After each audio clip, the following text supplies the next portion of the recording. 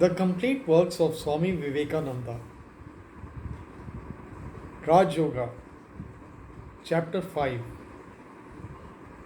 Part 2. Of the three processes for the purification of the nerves described above, the first and the last are neither difficult nor dangerous. The more you practice the first one, the calmer you will be. Just think of Om, and you can practice even while you are sitting at your work. You will be all the better at your work. You will be all the better for it. Someday, if you practice hard, the Kundalini will be aroused.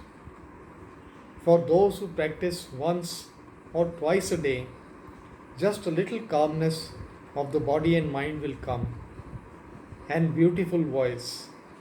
Only for those who can go on further with it will Kundalini be aroused, and the whole of nature will begin to change, and the book of knowledge will open.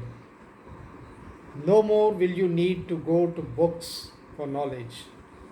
Your own mind will have become your book, containing infinite knowledge.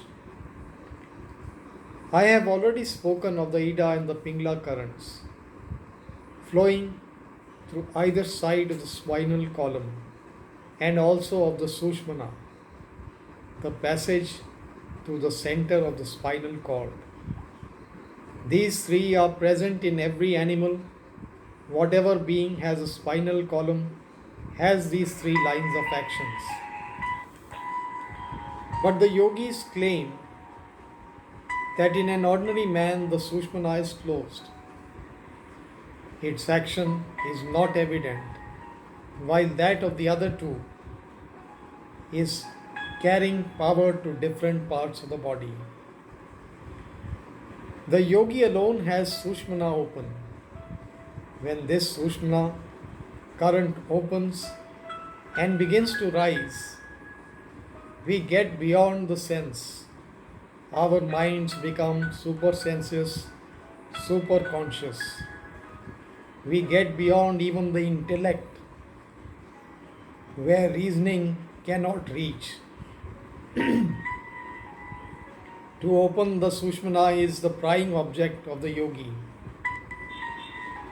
According to him, along this Sushmana are ranged these centers, or in more figurative language, these lotuses, as they are called.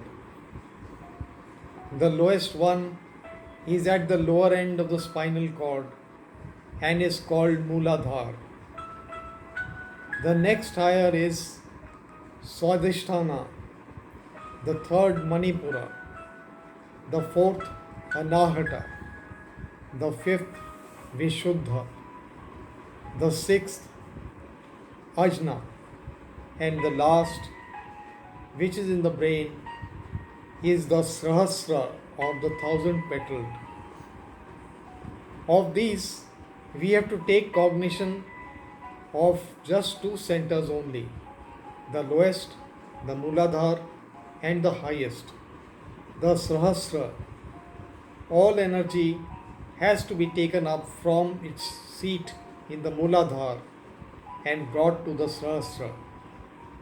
The yogis claim that of all the energies that are in the human body, the highest is what they call Ojas.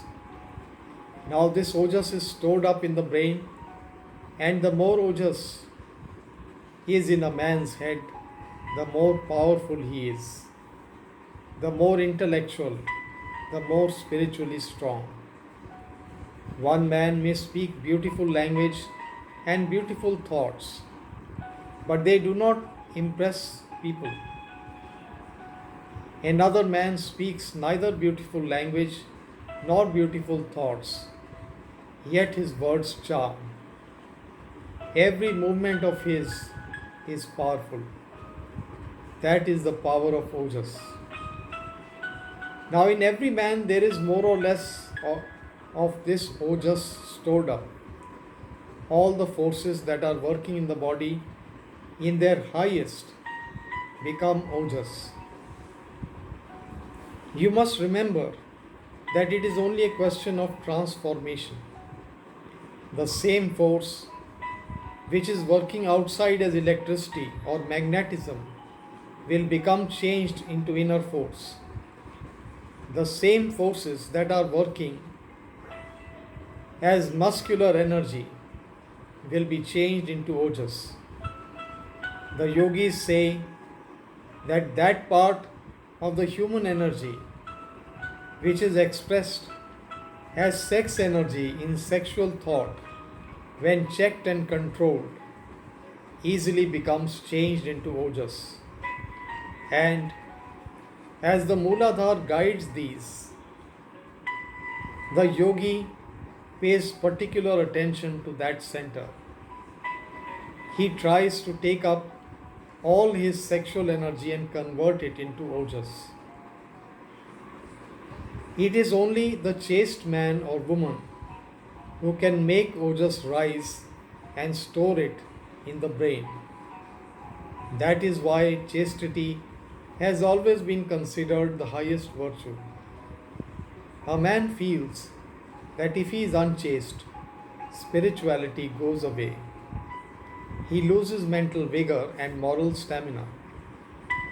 That is why, in all the religious orders in the world which have